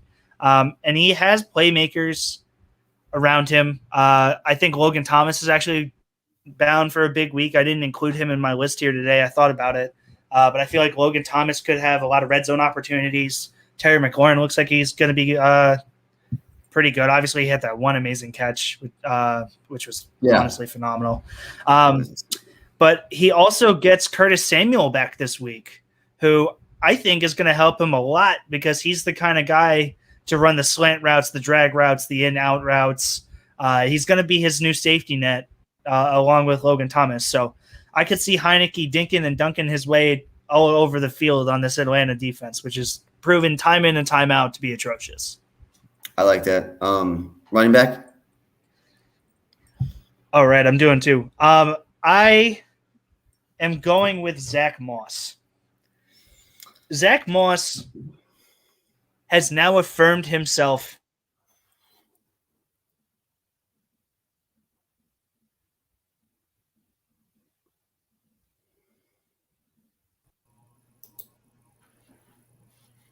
Jake, what's up, man? Good morning. Looks like I came at the perfect time. Our other Yeah, co-host froze up on us, huh? Yeah, Tom froze up on us, so he'll be back. But how you doing, man? I'm doing good, dude. Busy morning. I'm in 7 leagues. Well, every Sunday's busy. I'm in 7 leagues, so I always got to check those. I try and set them the night before, but things change, so I got to double check early in the morning. I got to put my card together. I got to email my clients. I got to get all my picks in, and I'm in 2 survivor pools. So Sunday mornings are always hectic for me. Yeah, it seems like you're way busier than me on any day of the week. But like I said, Tom will be back in a second. But yeah, it's funny. I don't know if you guys know, but like I never did fantasy before this year. I was always the guy who would do the draft and just never really pay attention to it. So I've been having to like check my lineups and everything, and it's very, very, very different. Try being in 7. Yeah, I know, right? Well, I'm in 4, but really only 2 that I care about because those are the only 2 I'm winning in. So we're gonna get into some picks. I kind of wanted to. Obviously, you got your good picks and everything like that. I kind of wanted to go over what you thought of some of mine that I looked at the early lines and thought maybe might go with them. And then if you have any DFS knowledge, please share. But we're here for your picks. So I have my own parlay going with the Cards Rams over 55, Green Bay minus 6.5, Washington football team minus 1.5, and the Chiefs money line. All right, so I'm not on any of those except for the Chiefs money line. I've got that in quite a few parlays, and actually my best bet that I'm going to share here. Okay. I think Cards and Rams should be a ton of points. I like the Rams at 3.5. I don't love them. If you're willing to buy that point, make it a field goal game. I do think the Rams are going to win this game, but that hook could come back to bite you. But I do think there's going to be a ton of points. The Packers make me nervous, man. The Packers make me nervous. Aaron Rodgers, as a favorite, has only covered 55% of games in his entire career. Under Matt LaFleur, they're a little bit better. They're about 62%, whether they're an underdog or a favorite. But Aaron Rodgers just does not cover more than like three-point spreads very often. The Packers seem to either be a team that's, up handily and they're going to win by 14 or 17, or they're looking for that last minute drive, win by a field goal, win by a touchdown, whatever. It is 6.5. So if you think the Green Bay defense can make a stand, maybe you're comfortable taking that 6.5. But I personally am off this game when it comes to the spread. I do have a same game parlay though for this game if you're interested, plus 500. Go ahead. Yeah. Pretty simple, man. I think the Packers win this game. I don't know by how much, and I don't know in what fashion, but I think they win this game. So if you tease them all the way down to -0.5 point, or just take the money line, it's essentially the same thing. Najee Harris, anytime touchdown score. Aaron Jones, anytime touchdown score. Parlay those three things together, plus 500. I think the Packers and Aaron Rodgers are going to try and get Davante Adams a lot more involved, but especially touchdown-wise. But Aaron Jones had 4 2 weeks ago. He should find the end zone at least once. And Big Ben, of course, we know is dealing with a little bit of injury. Deontay Johnson, a little bit hobbled. Chase Claypool is out. So I think Najee Harris going to see anywhere from 9 to 12 targets like he did last week. Ton of receptions last week. And I think he finds the end zone against a Packers defense, which I believe is ranked like 26th against the run in adjusted defense. So not good. So I think Aaron Jones and Najee Harris both get in the end zone. Green Bay wins the game, plus 500. Nice. And going back to the Pittsburgh game, what sometimes on like Monday mornings, I look at the lines and I'm like, what seems like the easiest one, and especially without with Big Ben being what he is, I was really shocked about how that is. But also, Mike Tomlin is really, really good against the spread as well. He's a phenomenal underdog. And lines of 6.5 or longer, he's actually better as an underdog, has a higher percentage the bigger the spread is. But I believe he's like damn near a 70% cover rate for his career. I think he's 25 out of the last 33, if I remember correctly, under Mike Tomlin as underdogs in general. And it gets even better than that over his career when they're 6.5 points or longer. So I'm staying away from the Packers in this one. I agree completely. I guess the easiest way to do this is, what are you liking on the board today? What are some of your picks? Things like that. Share. So if you like me, I'm going to do a shameless plug here. I sell my picks over on a website called pickscity.com. Mine are super cheap, $5 for a day, 15 for a week, or 30 for a month. If you hit me up on Twitter and tell me you saw me on this stream, I will send you a 50% off coupon for a month membership. So you get a whole month for $15. And hopefully I can entice you with a few winners here. I would like to let you know, Jake, I am fully ready to be a customer if you win these games today, because I do not win. Well, you are a coworker. So I usually toss my picks over to my friends and coworkers for free for the most part anyway. But $15 for a whole month. I don't know if you guys have any games that you really want to talk about specifically, or you want me to kind of go. I can discuss the games further. I can kind of ask you, so what I've been seeing a lot, a huge bet I've been seeing lately is Lions money line against the Bears. What are your thoughts on that? This is probably the most. I haven't looked at the actual lines, but it's probably the most public money out of any game this year in the NFL. I believe at one point this week, 96% of the money was on the Lions money line. And I think like 92% was on the spread. Usually when the public is on, that's an easy fade, right? Or you stay off, but I don't care. One of my best bets this weekend is the Lions. I wrote an article for Flurry. These two teams are just in a completely separate spot. The Lions, they play hard against good teams. They stay in every single game. They have a new coach who they all love. The fan base loves them. They want to play hard for him. They have a quarterback they trust in Jared Goff, an experienced quarterback who just went to the Super Bowl 3 years ago. Everything is looking up for the Lions when you compare them to the Bears, who are right now in a 3-man quarterback carousel. None of the options are really great. They all have glaring weaknesses. Everyone hates Matt Nagy. If they lose this game, Nagy's probably fired. The Bears can press the reset button. The Lions are just simply they're I'm not going to say they're a better team, but they're in the perfect spot to win. They're much hungrier. This game means so much more to them than the Bears. So public money, sharp money, it's all on the Lions, and I think that's the right side to be on. Take the points, take the money line. I don't care how you play them. I'm all in on the Lions today.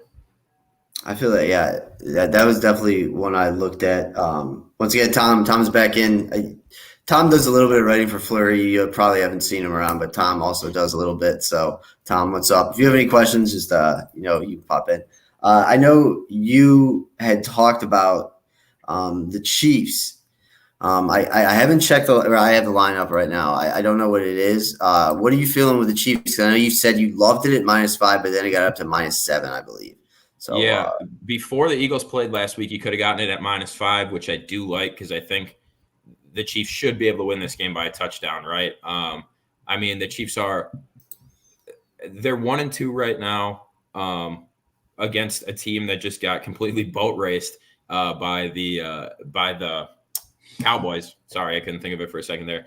But the Cowboys and Chiefs are at worst, they're on the same plane, right? The Chiefs are probably better than the Cowboys. You're going to have a pissed off Patrick Mahomes, Andy Reid revenge game. I mean, literally everything screams Chiefs.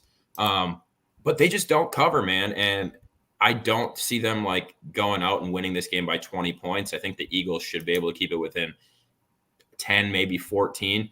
But there's other smarter bets out there. Like instead of taking the Chiefs, who I think have covered one game out of their last 14 or something crazy like that, the Chiefs are absolutely going to win this game, and they are in my teaser. Which the teaser that I'm going to give out here eventually it's maybe my favorite bet I've ever placed. It's like bet your life on it type teaser, and the Chiefs are in that. But as far as the 7 points or the 6.5 or whatever it is now. I just like your money elsewhere, man. The Chiefs are going to win this game, but there could be an opportunity for a backdoor cover, or maybe they even get up. Maybe they get up so much, Patrick Mahomes takes a seat, and then who knows what happens after that. But I'm just not running to put my money on this game, especially when you could have gotten it at 5 last week. Yeah, I know. When I saw that you had said that and then it moved up to 7, I was like, I was a little disappointed. I'm not gonna lie, but that's you were on it. So this is personally just for me. The Browns, I believe, -2 in Minnesota, -2.5. What are you looking at there? I like the Browns in this game. I think it's going to be extremely close. I didn't take the Browns at -2. They're down to half a point, -half a point now. So basically, essentially a money line pick 'em game. I teased them up to 2. I only had to lay 125, which I don't love, but I did tease them to +2 because I think this is a game that the Browns could drop, or the Vikings, could somehow sneak out a win with some sort of miracle drive at the end. But I really don't think it's going to be more than a field goal game either way. Unless the Browns come out and play to their best ability and the Vikings revert back to what we saw in the first couple weeks, then I think the Browns can maybe run away with it. But realistically, this is just the kind of game that the Browns should win, but they're not going to be able to pull away the entire time. We've seen that out of the Browns, and you especially, for years and years and years and years. Even when they're good, they seemingly can't win games, that they're supposed to. Last week, they obviously killed the Bears, but the Bears played one of the worst football games ever. I think this is a really close game. I teased the Browns to +2, so you do have to lay a bit of money, -125. But if you're going to play the Browns, I would tease them up a little bit to give them a point or two.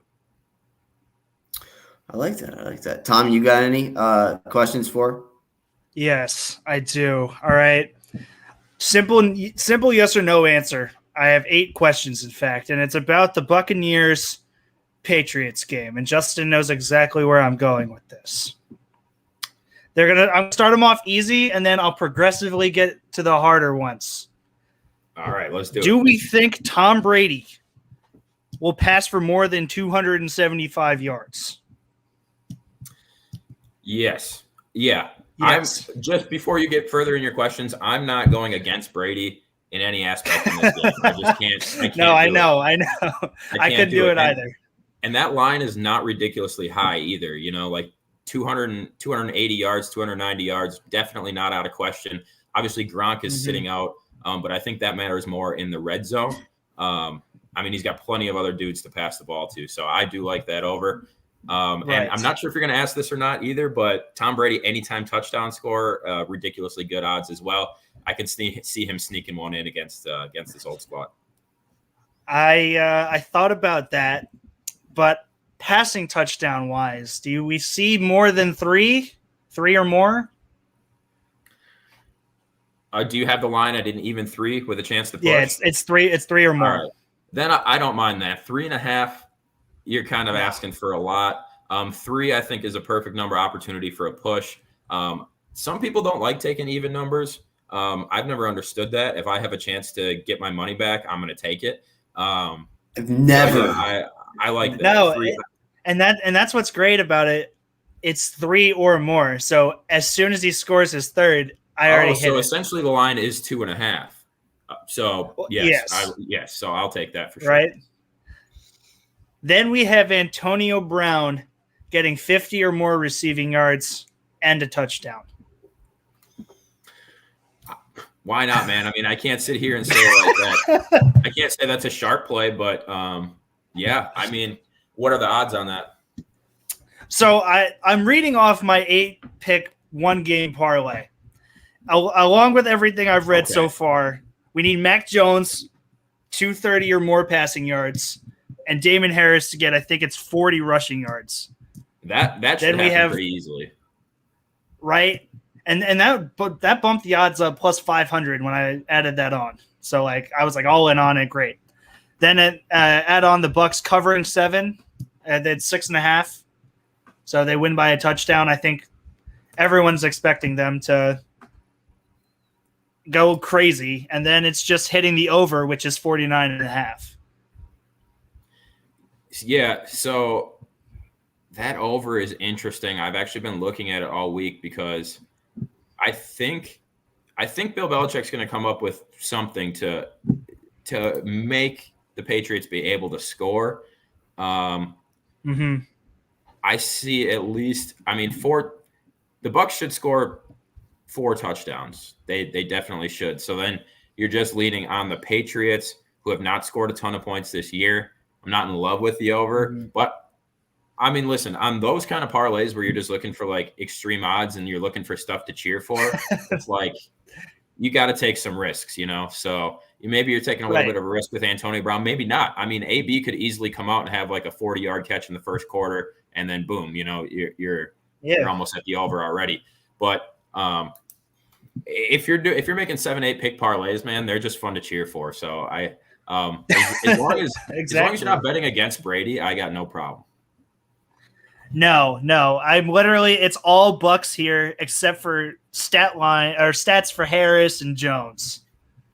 I'm Harris is going to get 40 yards, and then Jones is going to have to throw the ball against the secondary where they're very injured. Yeah, I think they're going to get down. I could see the Bucks coming out and going up 10-0. So I definitely see Mac Jones. He'll probably have a turnover, at least one. And that the Bucs are going to want to play for Brady as well. So that defense, Shaq Barrett, those guys, White, they're going to be all over Mac Jones. And look, this is his first primetime game. It's a Sunday night game against the greatest of all time, Tom Brady, just won 6 Super Bowls. I don't care how prepared Bill Belichick makes you. That's a massive moment. So you just got to hope Mac Jones is able to come through for you. But it's going to be a huge moment, man. It's going to be a big, big test for him. It's by far the biggest moment for any rookie quarterback thus far this season. Yeah. I agree with that. All right. I just have 2 kind of more things to say, and then you can plug whatever you got to plug, man. I got a couple other picks that I love. Yes, absolutely. Like I said, 2 quick questions first. Browns and Vikings is down to a pick 'em. I'm not surprised. It's been moving down all morning. Last night it was, I believe, at 1 or 1.5. This morning I woke up, it's a half point. Now it's a pick 'em. That means a ton of money has come in on the Vikings. Don't love that from the sharp side of things. I think it plays exactly into what I said, where people know that the Browns are the better team, but they also know what kind of team the Browns are, what kind of game this is going to be. I could see like a 31-30 type of game. So that makes me love my +2 even more. I'd way rather be getting 2 points than laying 2 points with the Browns right now. So I'm glad I didn't get in early this week. And if it's all the way down to a pick 'em, you can probably get in. You could probably get +2 for even cheaper than I got it just about 2 hours ago this morning. Let me take a look at that right now. All right, while you're doing that, Tom, we got a question. PPR, Myles Gaskin, Kenny Golladay, Trey Sermon. I guess you know too, Jake. So PPR start 1, Myles Gaskin, Kenny Golladay, Trey Sermon. You guys, I'm not in fantasy mode right now. I'm in total. Yeah, no, you're good. Yeah, you're good. I was asking Tom. You guys talk it out, and I will look. I'll look quick here. Tom. Gosh. Well, I went on a whole rant about why I hate Kenny Golladay for today, so I would probably not play him, even if it's PPR. Between Servins and Gaskin, I mean, that's more of asking ceiling or floor. Depends on what you're looking for out of your matchup and in your team. So I would probably personally go Gaskins because I think he has a really solid floor in comparison to Sermon. He's going to get some PPR touches, some rushing touches. He has a decently high ceiling, but Trey Sermon could have an Elijah Mitchell type game where he went for, I think it was like 25 in week 1. Elijah Mitchell went for. So Sermon has the opportunity to take that 49er running back that we always see pop off, but we just don't know who it is.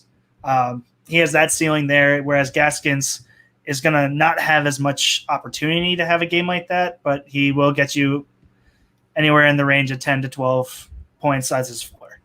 Yeah, Gaskins the safe play. The 49ers backfield has just been a mess thus far this season, obviously. It's hard to figure out fantasy-wise. And so here's the thing with Sermon.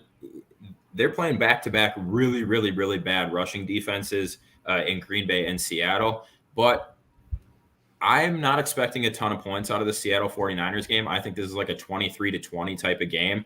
I'm just not expecting a ton of points. And I'm not really expecting a ton of points out of Colts Dolphins either. But I think now that Brissett has been under center for, a couple of games, maybe there's a little bit more rapport there. And Gaskins had decent numbers all the way since week 1. Sermon he did nothing in week 1, 0.8 points in week 2, and he had a fine day against Green Bay. But I think, like you said, Justin, Gaskin is the safer play and probably going to get more receptions out of the backfield as well. I think he's caught an average of like 3 balls a game through the first 3 weeks. So I don't know if you're comfortable with the rest of your lineup. Maybe roll the dice with Trey Sermon, but if you want some, 10 to 12 guaranteed points, probably Gaskin. 100%. Thank you for your question, Andrew. I love this other question. I don't know why we didn't bring it up, Justin. Here's our bonus question for the game tonight. Oh, it didn't. Just put it up. I got it. No, absolutely not. I think if anybody boos him, they're going to get punched in the face. Like, I just don't see it. Like, it's not a LeBron situation. It's not anything like that. He was there for 20 years, won 6 Super Bowls, and they chose to get rid of him. If anybody boos Brady, I think they're going to get booed even harder themselves by everybody else in Gillette. I feel that. I love Brady now that he's out of New England. Here's the only way I see him getting booed, though, and you can tell me how you would feel about this. If Brady goes out and he's playing well, like everyone's expecting him to play, right, and they take a 35-0 lead, let's say, and then we start seeing Tampa Tom, where he's not being New England Tom, he's speaking up and showing off and partying. I think he could get booed then if he starts taunting the fans. I feel like that's the only way he'll get booed. That's fair. A retroactive boo after you're getting your ass kicked is way more fair than booing him upon, entering the stadium or whatever. Yes. That's just fandom. I can see that, you give him the love and appreciation. You tear up at the thank you video, whatever. But 3 quarters later, if you're losing by 21, sure, go ahead and boo him. I don't have a problem. And like I said, if he's out there partying with his guys down there, we've seen him have a lot more fun with this Tampa team. So I could see it happen. You know what would be the ultimate, like, is if they're up by so much, Brady just sits the entire fourth quarter. Like, that would be the ultimate. That would be awesome. Like, That I would be came awesome. back home and I only needed 3 quarters to annihilate you. Like, that would be the ultimate FU move. Alpha. Going back to what you said, you're not expecting a lot of points in the Colts Dolphins. So I would say you like the under in that 42.5. I think it's 42 now, but I got it at 42.5. It's in the NFL. It's hard for me to love any under, but if you're going to play, I think, that's the play. Now it could be the exact opposite type of game where like these teams, it's just such sloppy football and these offenses figure it out somehow. And, all of a sudden it's like a, 35-26 type game. But if you're going to play either side of that, I think you got to die with the under rather than hope for the over. Yeah. Yeah, I agree. Well, cool. So I have to get off with at least 5 minutes before noon because I have to get my picks in for my against the spread pool.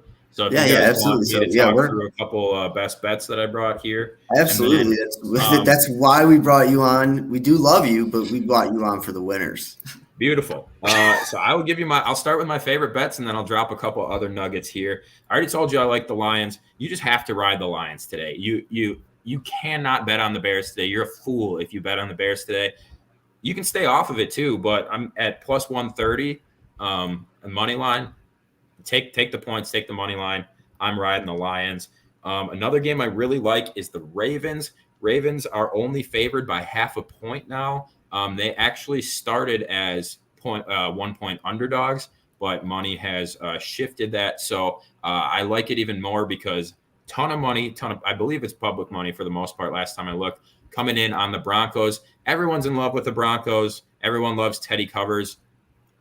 I like the Broncos as well. They've made me some money this season. But the thing is, I'm sure you guys have heard this stat. The Broncos' 3 opponents that they've beat already are now a combined 0-10. 0-10 on the season. So, 3-0 against the spread, 3-0 straight up. That's great. But they have not been tested at all yet. Whereas the Ravens have been in a one-possession game all 3 weeks. And they've been able to come out of those victories each of the last 2 weeks. Now, they didn't play great against the Lions last week, but I think that they rebound, and I think that they give the Broncos a real test, and they come out with a victory. The Broncos are coming off a 26-point shutout victory where they weren't challenged at all last week against the Jets, whereas the Ravens, I believe, lost by 6 points the first week and then won each of the next 2 games by a combined 4 points. So you're talking a team that's played 3 games and has had, within 10 points total across 3 weeks. They know how to win close games. They know how to play good teams. I'm taking the Ravens minus 0.5. With that game, Ravens team total over 22.5. I love this bet. The Broncos are only giving up 9.7 points per season or per game this season, which is first in the NFL. Again, everything I just said, they have not been tested. They played teams like the Jets, the Giants, like teams that just cannot score. So that stat is completely misleading. Here's the stat that you should hang your hat on. In 40 career starts for Lamar Jackson, he has gone under 22.5 just 6 times. 6 times in 40 starts. He averages almost 30 points. I think it's like 29.3 or something like that. I love the Ravens team total over 22.5. I think you can get it at 21.5 on some books as well. So Ravens team total over, Ravens minus 6 or minus half a point. We already talked about the Bucks. I like the Bucks at minus 6.5. If you're willing to pay, you could take the minus 6 as well. Packers Steelers over 45. Both these defenses are not great. Both the offenses have the ability to score. I think the running backs might see 2 or 3 touchdowns combined. Aaron Rodgers should have himself a fine day. Green Bay defense is not good. Big Ben's a little bit hobbled. He's having trouble pushing the ball down the field. I don't think it's going to matter too much. Najee Harris is going to be able to rip apart the Packers defense. He's going to have his best week of his career, his best game of his career so far. Over 45 in the Packers Steelers. So those are all my individual picks. Ravens minus half a point. I'm on the Bucks. Ravens team total over 22.5. Packers Steelers over 45.5. Now, before I get to my lock, my absolute lock, like if you're going to take one of my plays today, take this one. I'm going to drop a couple other nuggets that I like. I'm on personally, but I didn't give out as official plays to my clients. I like the Panthers +4. In 6 road games last year, all 6 road games played without Christian McCaffrey, the Panthers were able to cover. Of course, they did that under the guise of Teddy Bridgewater, but it's not like Sam Darnold is playing worse than Teddy Bridgewater was last year. I like the Panthers getting 4 points. They were getting 5.5 earlier in the week, which I loved even more. I still like them at 4. I think it's going to be a close game against the Cowboys. Rams -3.5. Couple of undefeated teams going at it in the NFC West. I think the Rams are just a much better team overall, much well coached, better coached, and they don't rely on the gimmicky Kyler Murray run around and make something happen type offense. They're legit. I think the Rams handle the Cardinals, and I already said earlier I like the same game parlay. Packers, Aaron Jones anytime scorer, Najee Harris anytime scorer. So that's a full card. I know it's a lot, especially with only 10 minutes before a lot of those games. But if you're gonna take a couple, I like the Ravens bets the most. I like the Lions. Also, an opportunity to build a massive parlay. I mean, the Chiefs, Bills, Bucks, and Titans all should win today, right? So you're starting at +165 already. Then you can go with some optional add-ons. If there's another team you really like, you can add on the Rams. That makes it +302. You can add on the Lions. That makes it +495. Or you can add on the Rams and the Lions to make it +805. But you've got such a good base for a money line parlay in the Bills, Chiefs, Bucks, and Titans. So do with that what you will. All right. You guys ready for my favorite bet of all time, quite possibly? Lock of the week. 6-point teaser. It's the lock of my life, quite frankly. I love this bet so much. I put a ton of money on it. Here we go. 6-point teaser. Chiefs -0.5 point. There's no way the Chiefs are going to go 1-3. They're going to go into Philadelphia. They're going to take care of business. Chiefs -0.5 point. Bucks -0.5 point. Same thing. There's no way Brady loses tonight. It just cannot happen. It cannot happen. Bucks -0.5 point. Packers Steelers over 38.5. All you have to do, it has to be a 20-19 game. TJ Watt is out. There's just no way this game goes under 38.5. It just doesn't happen. I think we're going to be almost there by the time halftime rolls around. Mm-hmm. That is it's only +150, but that is like my favorite teaser I've ever come up with. Chiefs -0.5 point, Bucks -0.5 point, Packers Steelers over 38.5. If you want to juice it up a little bit, you can take the Titans as a pick'em for +250. I don't mind that. I don't mind that either. I've got some money on that, but the all-in bet, the all-in teaser, Chiefs -0.5, Bucks -0.5, Packers Steelers over 38.5. Lock it in. I'm just going to say it. I promise you that's going to win. It's going to win. I know I'm being cocky, and that never it usually doesn't work out. But those two teams are absolutely not going to lose. And if the Packers and Steelers somehow come out and play like a 14-10 type game, which just seems impossible, then whatever. I will eat it. I'll say that I was wrong. Whatever you want to hear from me. But there's just no way that goes under 38.5. Chiefs, Bucks, lock it in. Don't be afraid to take the Titans either, but I'm not guaranteeing you the Titans. Who knows with them? They are missing 2 receivers. I think it's going to be a Derrick Henry show. You could probably take Derrick Henry for 2+ touchdown prop if you really wanted to. But it's going to have that by halftime. Yeah, exactly. Especially without the pass catchers out there. So Derrick Henry, 2+ touchdowns, 3+ touchdowns, however you want to play that. The Titans by no means should beat the Jets. I think 99% they're going to win, but I would hate for them to be the one to ruin my bet that I love so much. So there you go. I know it's a ton of information. Maybe next week I can hop on a little bit earlier so I can get stuff out there with like 20 minutes or so left for people. So absolutely. So Jake, thanks for coming on, man. We really appreciate it. Hopefully we'll have you on back next week for definitely longer if you can. Absolutely. Anytime, we will. Dude. I love. Obviously, I love gambling, and I'll give out free picks anytime I can, try and entice some buyers. But just consider if you guys win, even if, if you take one of my picks and it wins, shoot me a message on Twitter. Just tell me that you saw me on Justin's stream. And you guys have a name for this stream? Like this show? It's the Man to Man podcast. Man to Man podcast. Perfect. Tell me that you saw me on the Man to Man podcast. I will shoot you over a 50% off coupon. Try my picks out for a month. We'll win some money together. Yeah, and I'll release when we put this video out. I'll release everything with your info in it too, man. So I know you got to get going. We appreciate you coming on, and look forward to having you on next week, man. Thanks. Have a good Sunday, boys, and go Pack. By the way, mysportshirt.com. Pick up your FU Tour shirts. Aaron Rodgers, your Jadeveon Clowney, the Insane Clowney Posse shirts. Yes. I believe he had 2 sacks last week. I could be wrong. I think he did, though. I have the Clowney shirt hanging behind me like I always do. So I wear it for the games. I'm superstitious. I can't put it on until the game starts. But, yeah. All right, man. Mysportshirt.com. All right, thanks, boys. I got to get these in before noon, or otherwise I'm going to be disqualified. So. All right. Later, man. Have a good one. See ya. Go for it. All right. Yeah, he's an hour behind. That messed me up. Yes, I know. So, what? Yeah. Yeah. That's why when I told you like he wasn't on at like 11:15, I was like, yeah, this might go up. But definitely, we'll definitely have him back on. He's definitely way smarter than me. I like to act like I know what I'm talking about, and hopefully with him, we're definitely going to find winners, though. And definitely check him out. Like Jake, he's been giving me free tips just because I kind of ask him.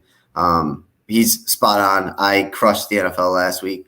Looking to crush it this week. But we need to get back to our sleepers to finish out our fantasy speed round. Yeah, it's 12:58, so we're going to go pretty fast. I'm just on the wrong page. You start. Sorry, my note. I have it written down in the notes. I was like, no, it's not on that page. So I believe I'll just read down the rest of my list. Okay. And then you'll read down yours. Okay.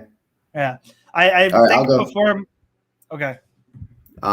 So for my sleepers, obviously I had Sam Darnold and Shua Hubbard. My wide receiver, I really like Jacoby Myers, New England. The Bucs pass defense is kind of injured, kind of injury riddled, and he has built a pretty good relationship with Mac Jones. I would say he's probably their go-to guy. And if the Bucs were going to take any of the receivers away, they're probably going to take away Aguilar in the 2 tight ends more than they're going to try and take away Jacoby Myers.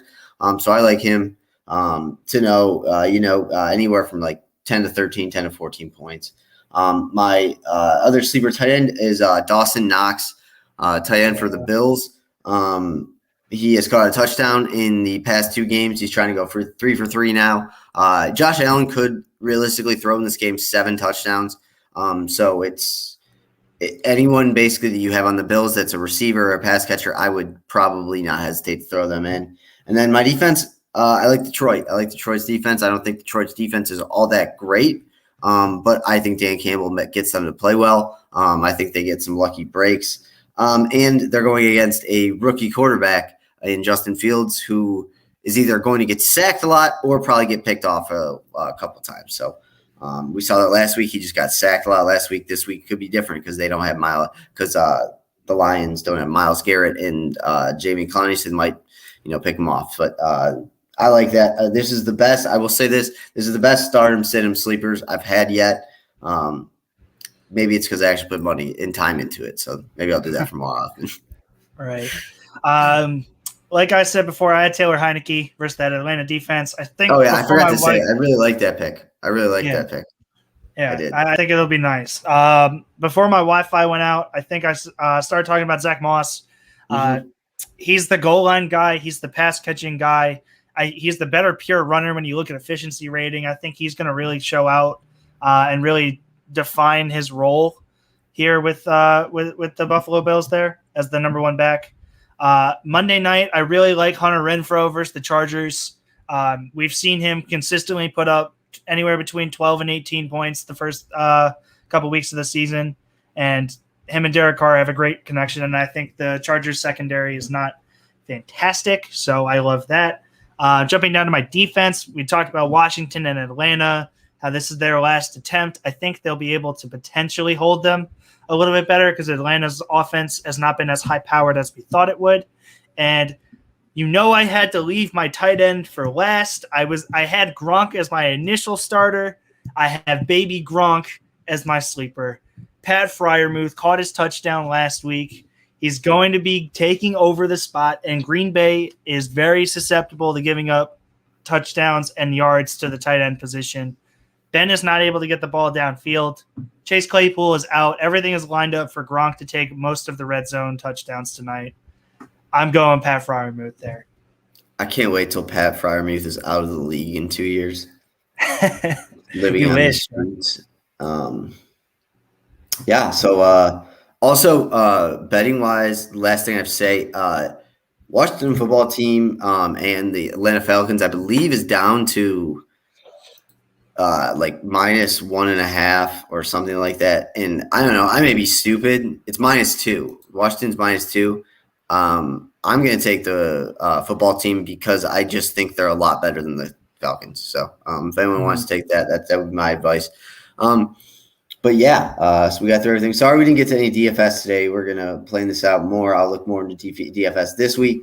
And then we'll have hopefully some bargains for next week. And like I said, we'll have Jake on again, probably for a little bit longer so we can get through all his picks because, I mean, we're out here trying to make you guys money. I would also like to make a little bit of money. So I think everyone does. So yeah.